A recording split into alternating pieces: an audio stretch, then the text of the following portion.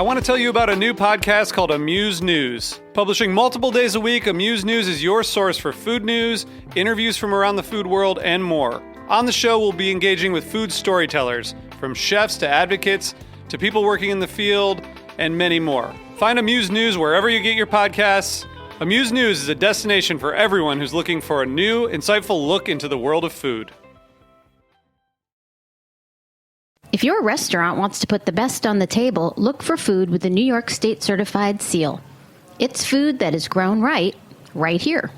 Learn more at certified.ny.gov. I'm Greg Bresnitz. And I'm Darren Bresnitz. We're the host of Snacky Tunes. You're listening to Heritage Radio Network, broadcasting live from Bushwick, Brooklyn. If you like this program, visit heritageradionetwork.org for thousands more.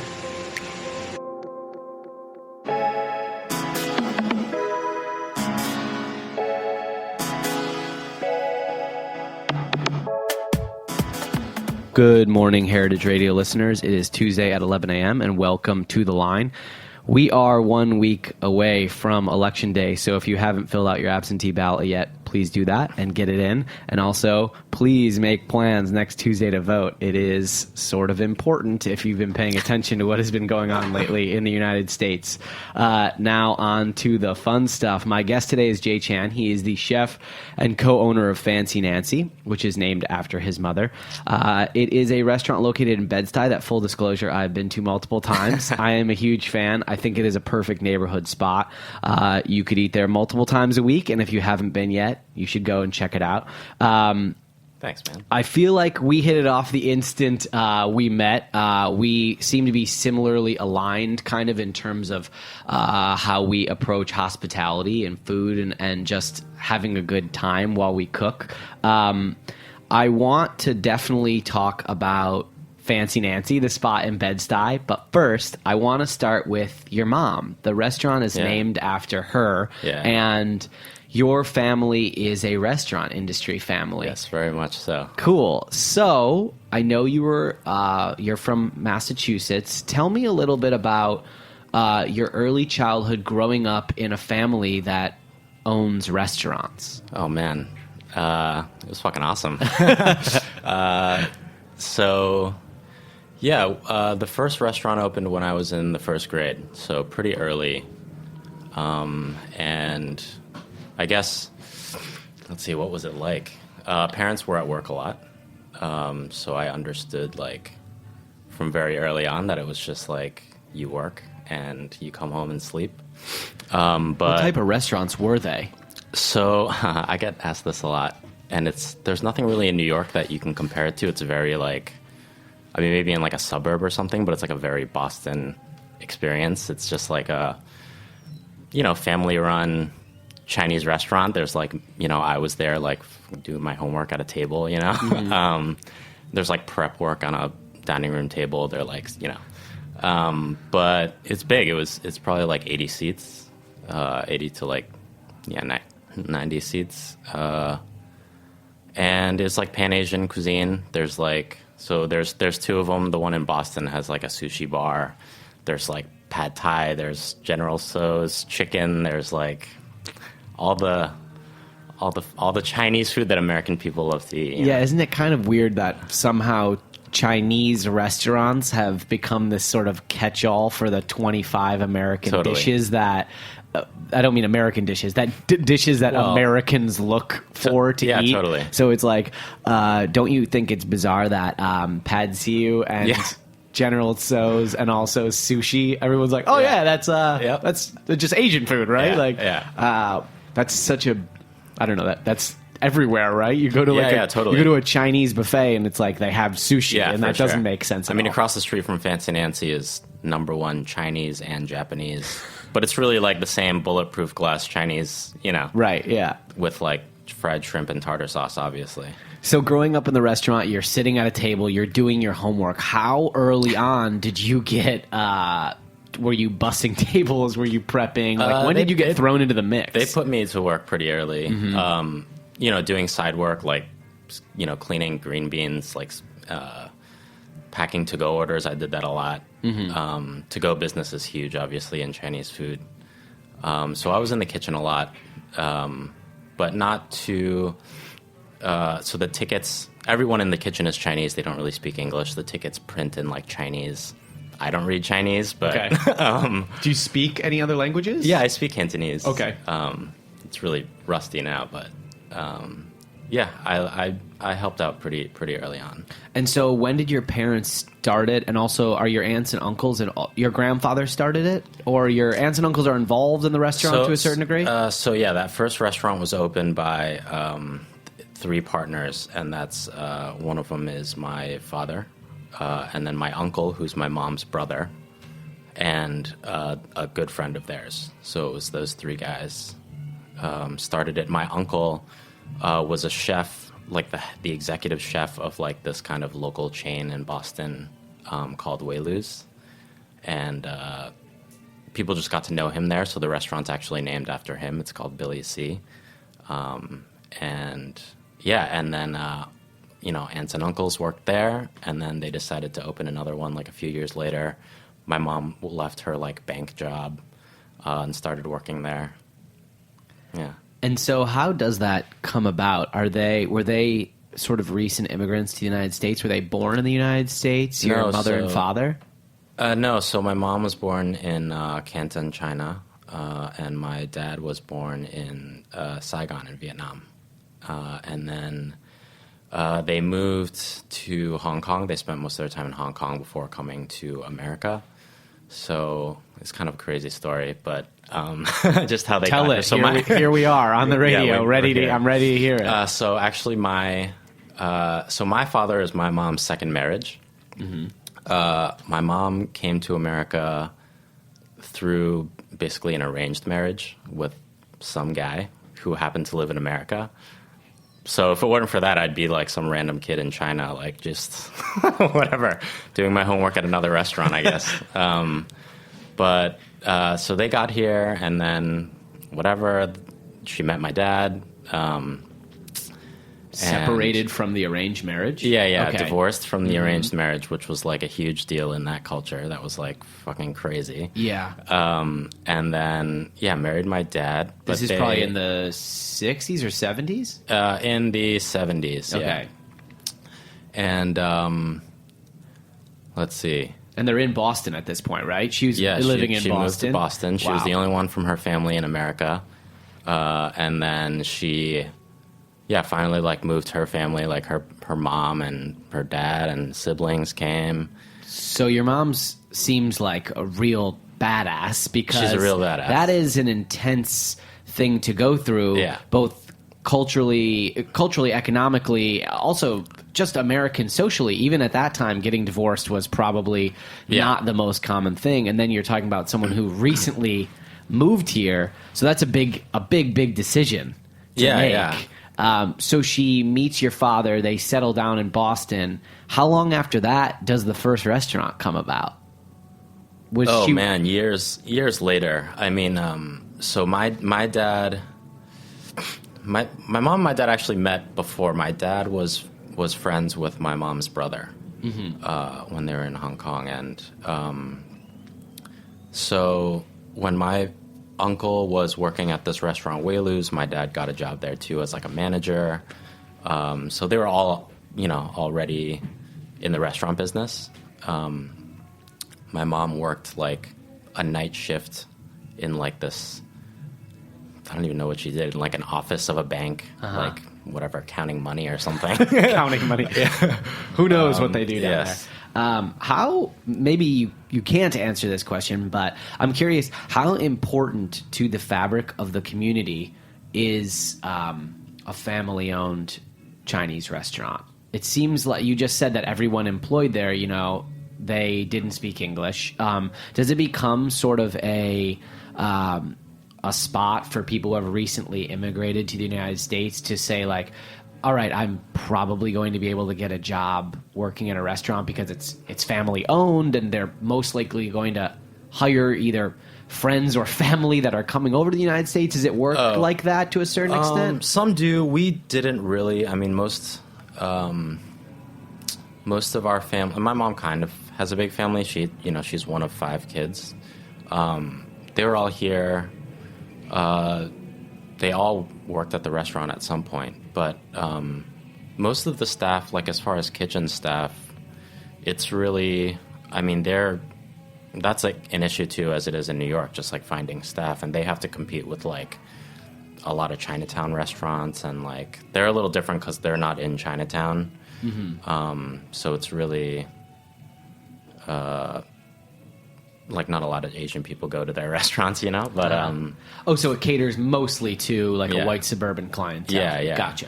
So what is it like? You're a young guy. Your family has one, maybe two restaurants, depending on the timeline. Sure. You are in high school at this point, and they're both are open when you're in high school. Yeah, for sure. And so you had told me that, high school wasn't really your thing. It wasn't really working for you in terms of like being something that interested you and challenged you.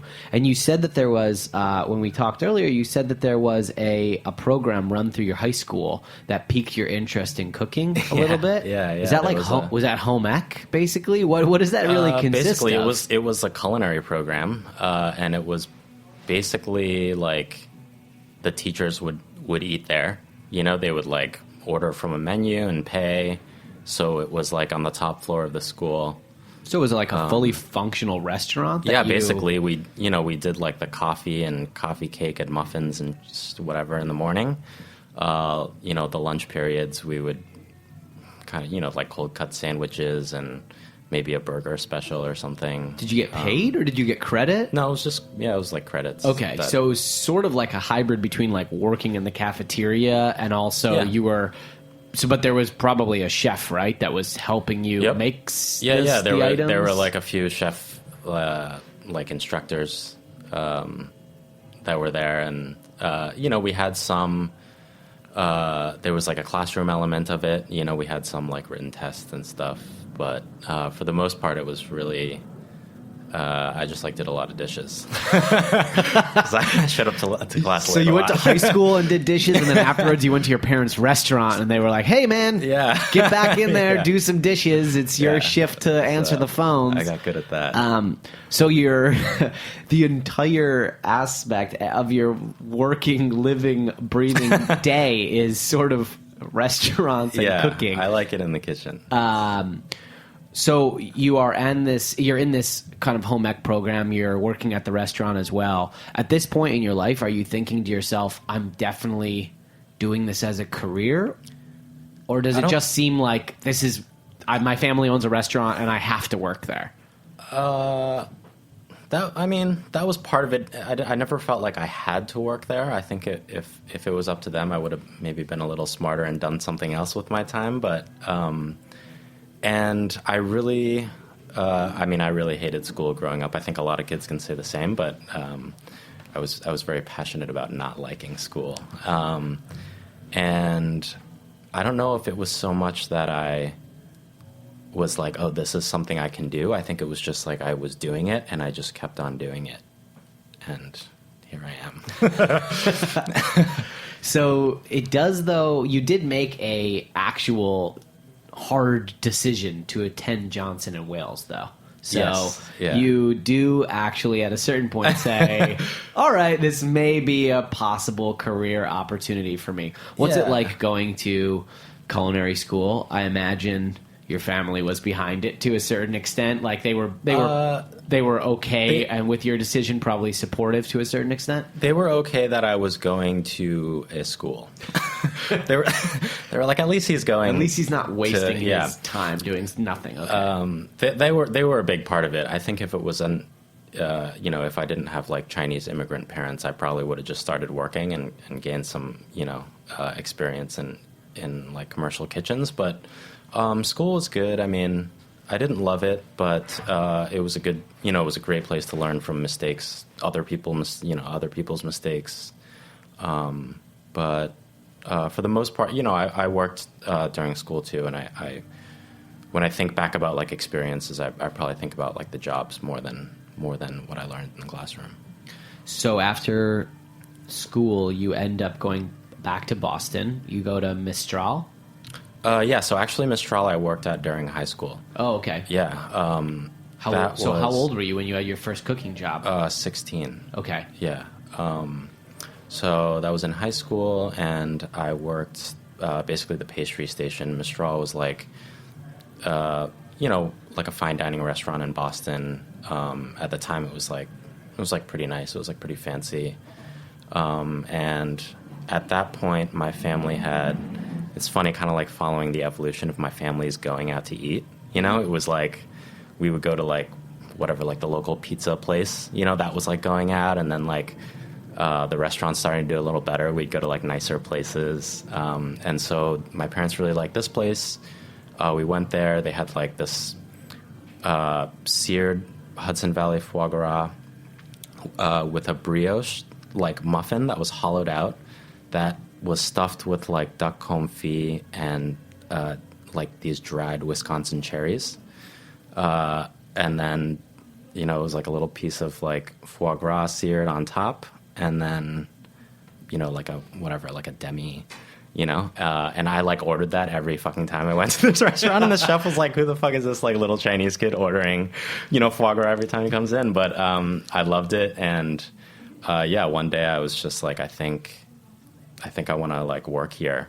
I want to like see how this stuff is done. Did you even know what foie gras was, or did you just point to the most expensive thing on the menu? No. When I used to go out with my parents, my mom used to say, "Oh, you've got such great taste. You look for the highest number on the menu." Yeah. And then I'm like, "Well, if it's the most expensive, it's got to be the best." Yeah. So I'm ordering like a T-bone steak when I'm 9 totally. years old. So you order the foie gras. The chef is so intrigued, and then what happens? Yeah, so he would like come out to the table and say, "What's up?" And one time I was like, "Hey, I think, if you'd have me, I'd love to like just work here.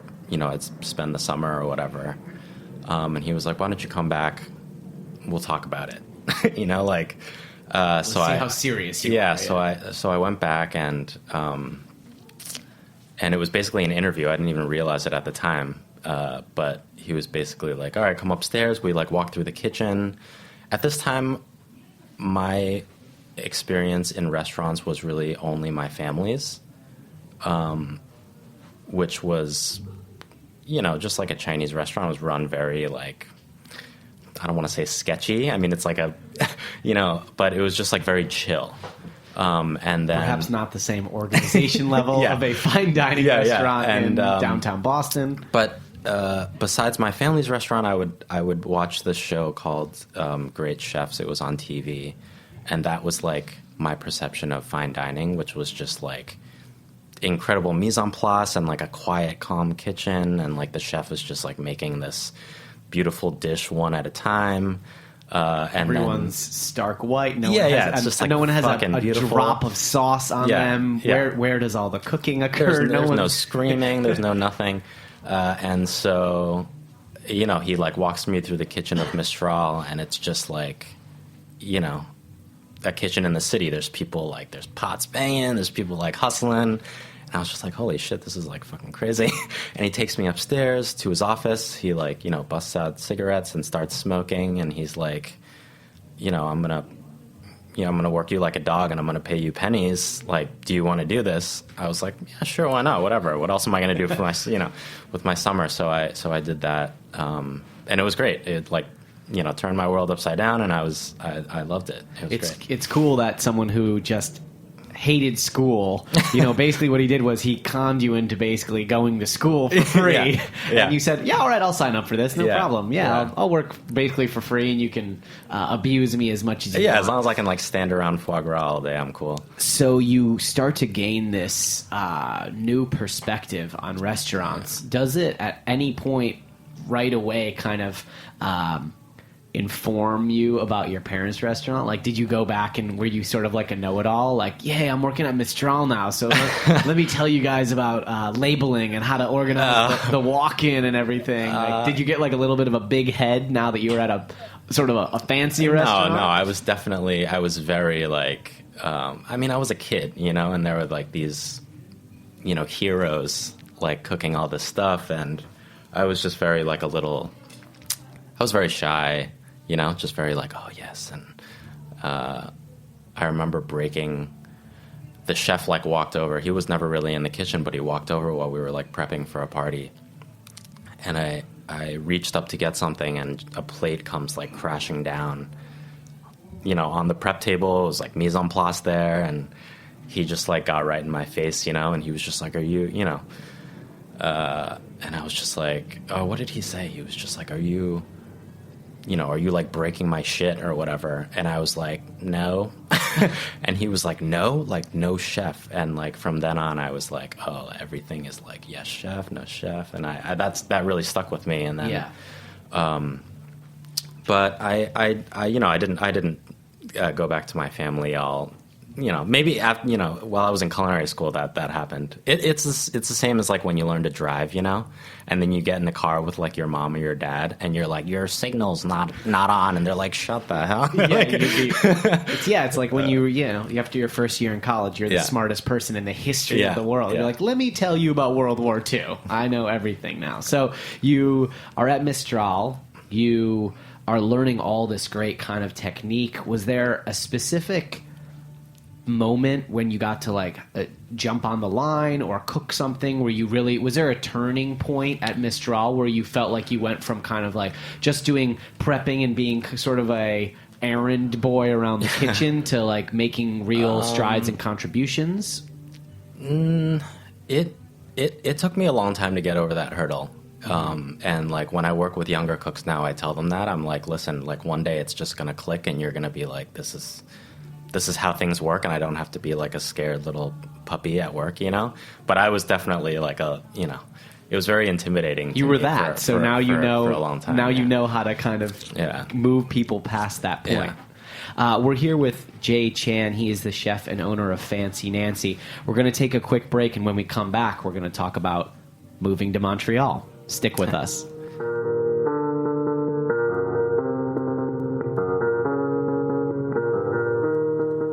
And this one is called King of Kings by Knife Show. We'll be right back.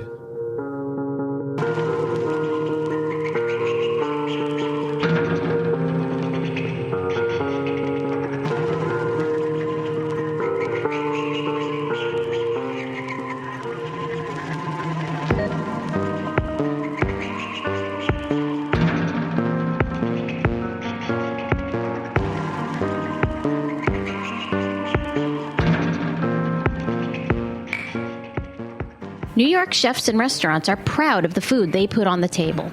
And serving produce that comes from local, environmentally responsible farms is a way to leave an even better taste in everyone's mouth. So when shopping for your ingredients, look for the New York State Grown and Certified seal. It lets you know which food is grown right here in New York State, certifying the food that comes from local farms that meet a higher standard. You'll not only be serving local food, you'll be supporting local farmers. Learn more about the New York State Grown and Certified program at certified.ny.gov. Welcome back to The Line. We're here today with Jay Chan. He is the chef and owner of Fancy Nancy. He grew up in Newton, Massachusetts, where his family owns 2 Pan-Asian Chinese-style restaurants. Yeah. He started cooking at a very young age. He worked at his high school sort of restaurant/home ec type of situation, and then after that, he, at 16 years old, worked at Mistral in Boston. He then went on to culinary school at Johnson & Wales, and then at a certain point, you moved to Montreal. I want to know what drew you to Canada, and where did you work in Montreal? So I did at Johnson & Wales. It's a trimester, and for one of your trimesters, your second year, you got to go on like an internship somewhere. And I had really no idea where to go, but my aunt and uncle were, they would go to Montreal often. They lived in Boston, but they would go to Montreal often. I think they have like some business there with a hotel, but I like that you have no idea what that is. It's okay. It's all good. They were like, oh, the restaurants are great here. We keep going to this one. It's like beautiful, and you should come check it out. So I went with them for a trip, and we went to this restaurant called Brunoise, which is no longer there. But it was cool. It was the chef's name is Michel Ross, and he had trained with Gordon Ramsay in London, and then worked at various restaurants in Montreal. Opened Brunoise, and it was like a kind of like a farm to table. It was fine dining, but very affordable kind of neighborhood restaurant, like a prefix menu, and it was awesome. And I was like, sure, why not? I'll go there. So I did my internship there. That was for like 3-4 months, and I had a lot of fun in Montreal. So I just stayed for the summer and worked at another restaurant called La Colombe, which was an awesome experience. I got to become really close with the chef owner there. That was like it was me and him on the line, and it was probably a 40-seat restaurant, and that was also a prefix, which helps. So like the rhythm is a lot easier for prefix. But that was awesome. He like specialized in a lot of game meats. A lot of French technique at both those places? Yeah. Brunoise was, Brunoise was a little more modern. Mm-hmm. La Colombe is very like traditional. You get your like meat, and like he was serving like a celeriac potato puree and like haricot vert, Yeah. But it was awesome. Montreal is great. I always tell people to go to Montreal. Yeah, for people who haven't been to Montreal, it's a very cosmopolitan city. Mm-hmm. It has a huge amount of blending culture, a rich diversity of food. It also has a huge amount of French speakers as well. Was that a bit of a culture shock at all to you to go up there? For sure. I took French in school and was horrible at it. But when I got to Montreal, I lived in both of the restaurants I worked in were in like the French area. So that's where I lived, and like going to the grocery store, everything was in French, and like the people who worked there spoke French, and it was like no English. So I found myself actually picking it up, just like remembering a lot of stuff in school. It was pretty sweet. So our lives here align a little bit. We both worked at Mile End. Yeah. You obviously spent time in Montreal. For those of you listening that don't know, there is an area of Montreal called Mile End. It is it is the Jewish area. Well, it was the Jewish area. Now I think it's kind of like the Williamsburg, I guess, maybe Sure. a little bit. Yeah. When you came back, you worked at Moss Farmhouse, but I actually want to kind of jump forward to Mile End Sure. because you were basically like the opening guy there for all intents and purposes, right? You went the first week to eat, and then what happened? I went the first week to eat. I was super psyched about it opening. Like it had just opened. Yeah, opened. I went in, it was jammed. I mean, it's like 18 seats, right? It was jammed. I got my seat at the end of the counter, and I was looking around, and at that point, Noah and Ray had opened it with like their college friends and like his bandmates, and I was looking around and like, whatever, not to talk shit, but like they were just kind of like, a lot of people were just like standing around, because they really have no restaurant experience. But that was like very charming about the space, and everyone was just like so fucking hip, and like it was awesome. And I was like, are you hiring by any chance? Noah was like slicing meat. I was sitting right in front of him, and I was like, is there any chance you guys are like looking for help? Because I think I can help, and he was like, well, maybe. He was like, come back with like a resume or something. And I took the G home and like went right back with my resume. And I was like, please let me do this. Cause like, I love Montreal. I love this place. And, I think I can help, maybe put some systems in the place. It's so awesome that you came there because it seems like you were, you had the restaurant background, which Noah had not worked in a restaurant previously. He just had these really delicious recipes that he was cultivating. And so you start on the line there, and are you working with Diana at that point, or Michael Stokes? I mean, I'm name dropping here because I used to work at Mile End, obviously. So these are all people that I worked with. So who was the kind of the opening team that had a little bit of restaurant experience that you were working with there? Me. Mm-hmm. Me. It was me and there wasn't really anyone else. There was someone who was working there who was kind of like helping consult a little bit. His name was also Noah, but he wasn't like around very much. So I was there, and then I don't even remember how we got hooked up with James Merker, but he showed up, and he's now in charge of all Russ and Daughters. Yeah. But James was awesome, and that was like really fun to kind of have that like camaraderie now with someone who is okay with like talking shit and like grabbing ass a little bit.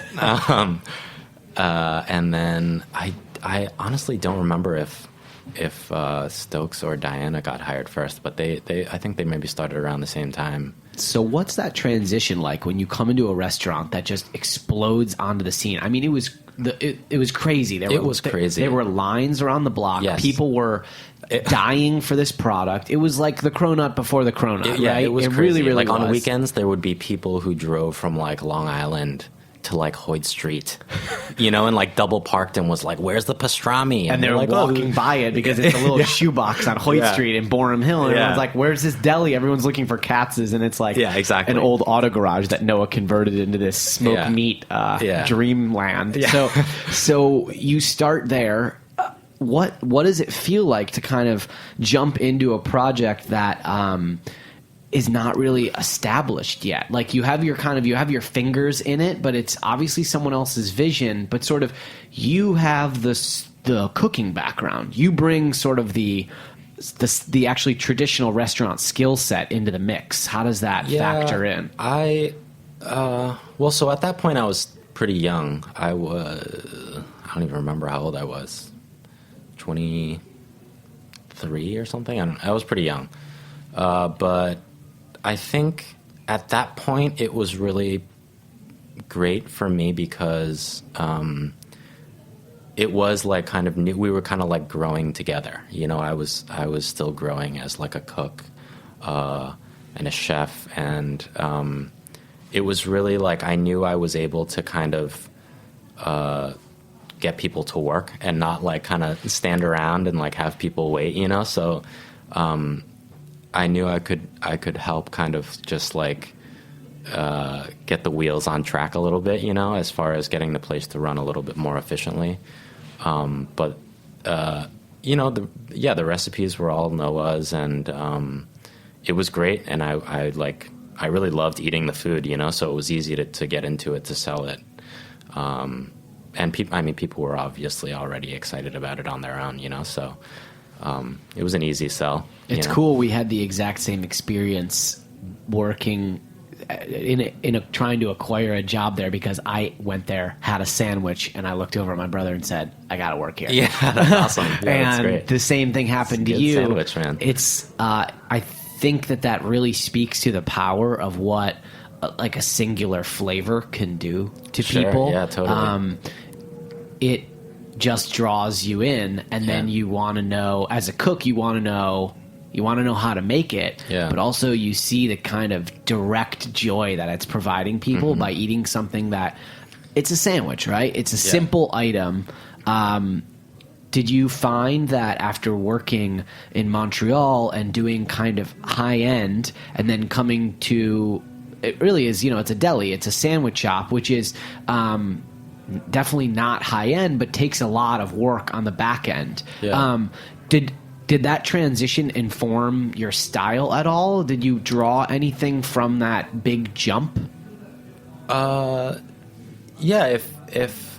anything, for sure. I was into it. I mean, when I was in Montreal, I would eat at Schwartz's at least once a week. I had 2 days off, and at least one of them Schwartz is the very famous Montreal smoked Jewish meat deli shop. there. Yeah. So I was already like, smoked meat in Brooklyn, but I think kind of seeing how it was run with people who, not even like without fine dining. I mean, to me, fine dining was like where you had to be in restaurants, when I was younger. But just seeing how it was run with like people who actually had no experience at all, and being like, this is they're doing it, and people are excited, and like you don't have to have crazy chefs yelling and all this stuff, and it was really like refreshing to see like a successful business, run by like a very chill atmosphere, so that was great. After Mile End, something very critical happens. You meet Chris. I meet Kristin Walker. Where do you meet, and sort of what is that next step that you take in your career? So after Mile End, I left Mile End, and I spent some time doing like a supper club. Sounds kind of somehow cliche, but it's cool. You were doing supper clubs before other people were doing supper clubs. You invented the yes, fad. of course, It's yes. fine.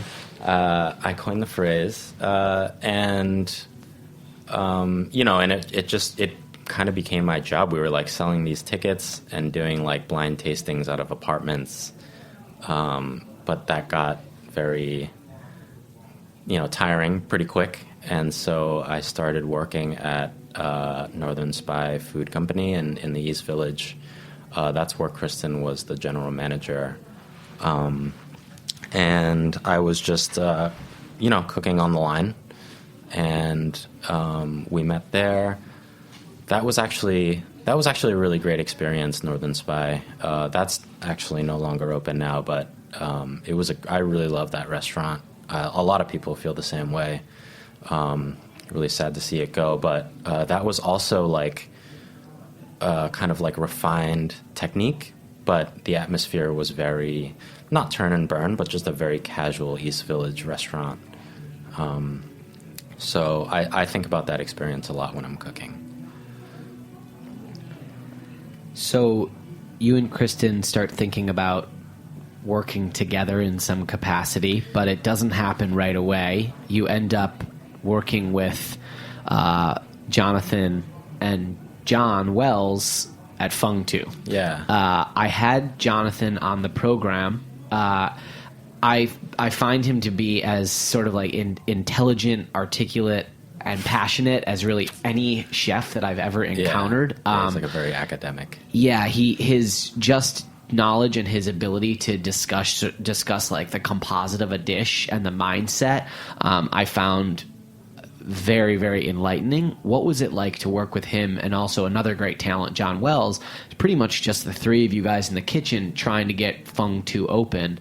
I would love to hear about that experience of starting, really jumping in again at the beginning of another restaurant project. Yeah, and what that was like. That was another great experience. I'm very grateful to have the opportunity to help them open.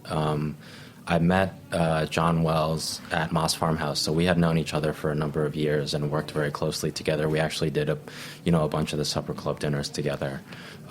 So we're very close friends. And he met Jonathan while Jonathan was doing pop-ups, I think maybe at Bowery Station. I guess John was like, the food is great, I want in, let's do this together.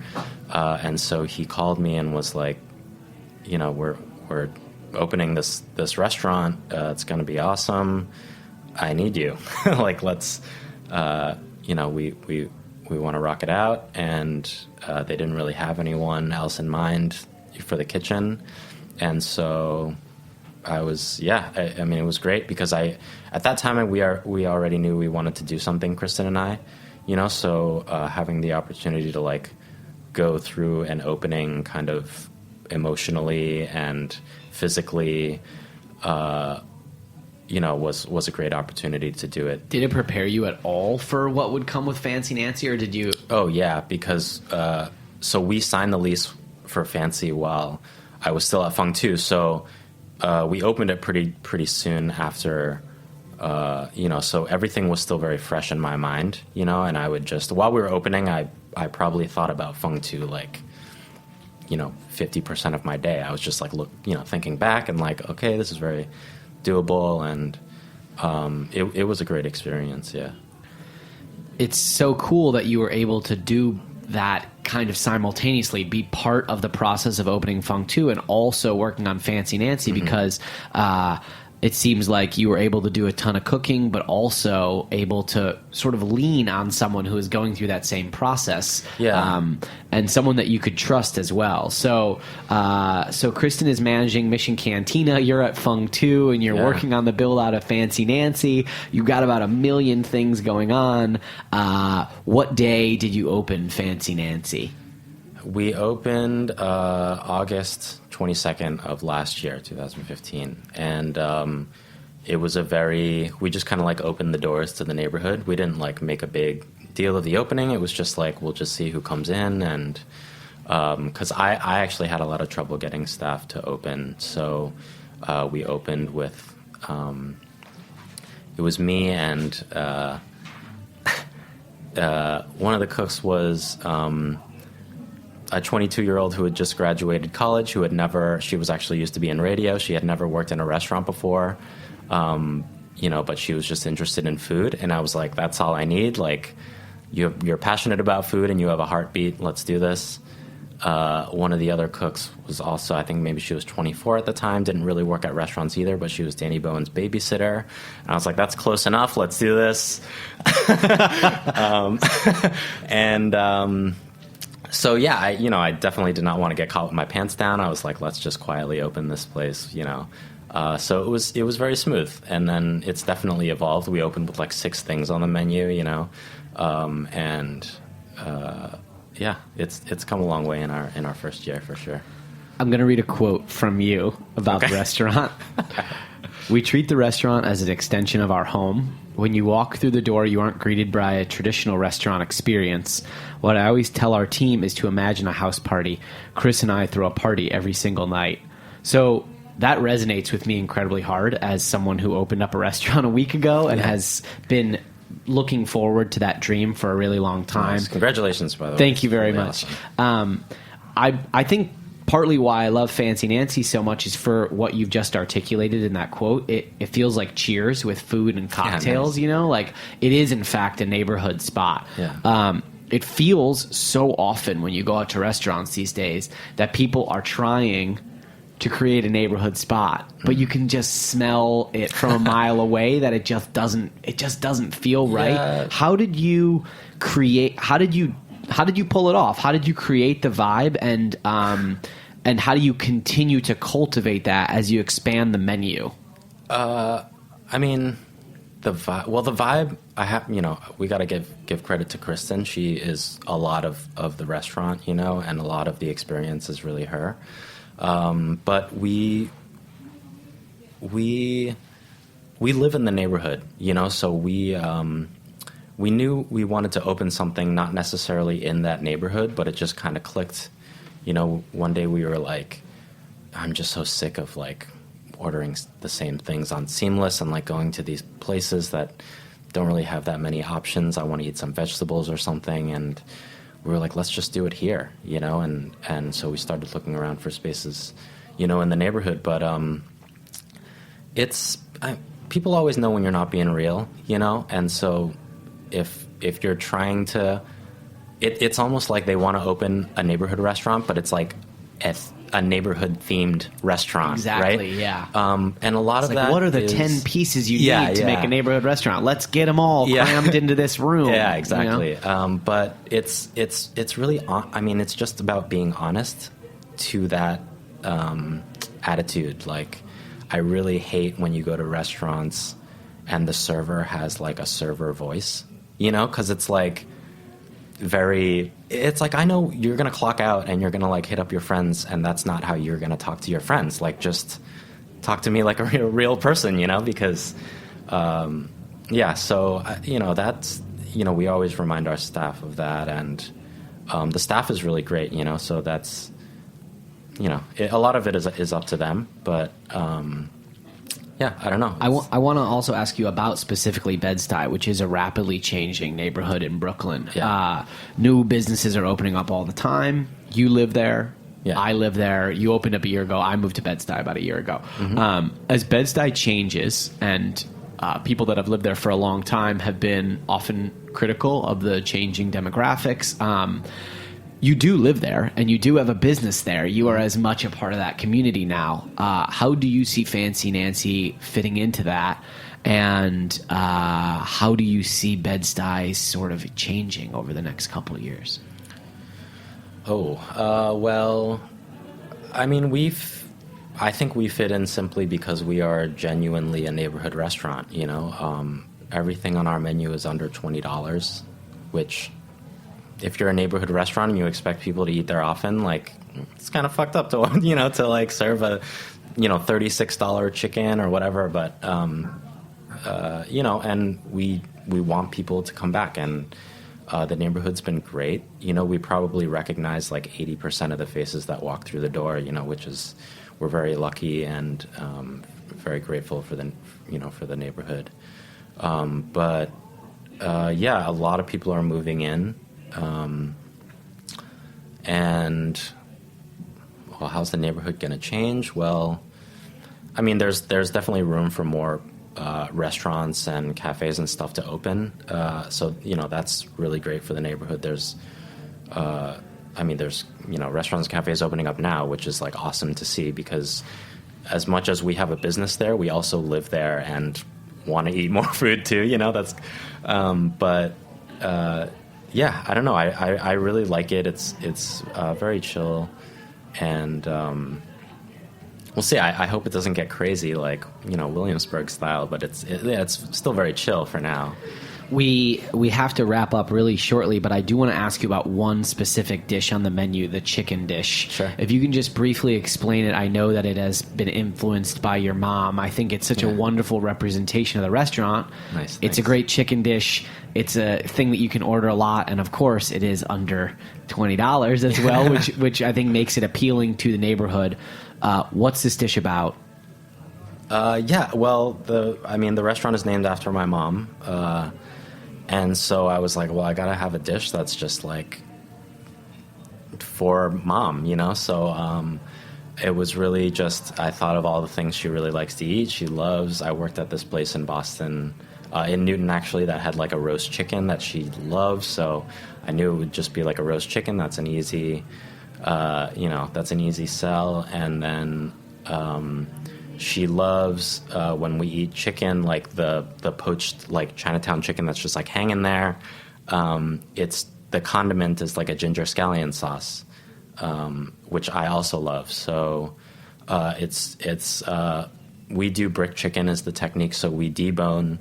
You get a half chicken. It's completely deboned except for like the drumstick and, you know, and the wing, you know, the little wing drumstick. And you know, hot pan, skin side down. You know, a brick on top that's wrapped in foil, very technical, and it basically cooks on one side the whole way. And you know, we take the chicken out to rest, and then all these kind of like rendered, you know, fats and juices are there.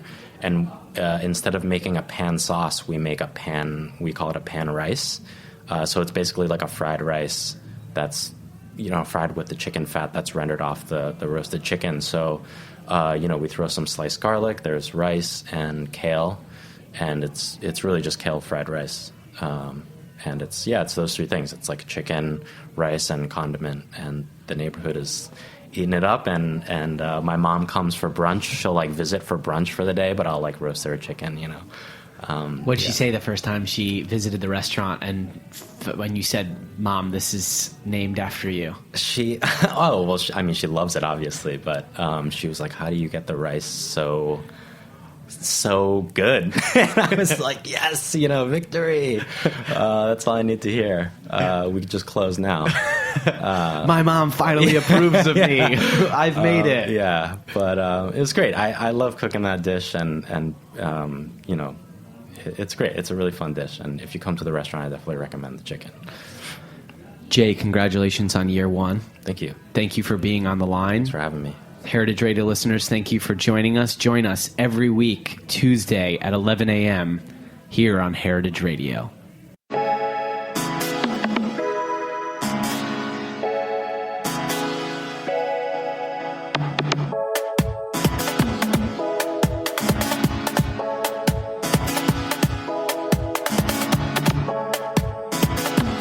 Thanks Thanks for listening to Heritage Radio Network, food radio supported by you. For our freshest content and to hear about exclusive events, subscribe to our newsletter.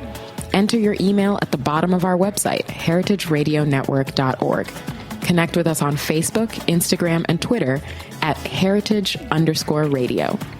Heritage Radio Network is a nonprofit organization driving conversations to make the world a better, fairer, more delicious place. And we couldn't do it without support from listeners like you. Want to be a part of the food world's most innovative community? Rate the shows you like, tell your friends, and please join our community by becoming a member. Just click on the beating heart at the top right of our homepage. Thanks for listening.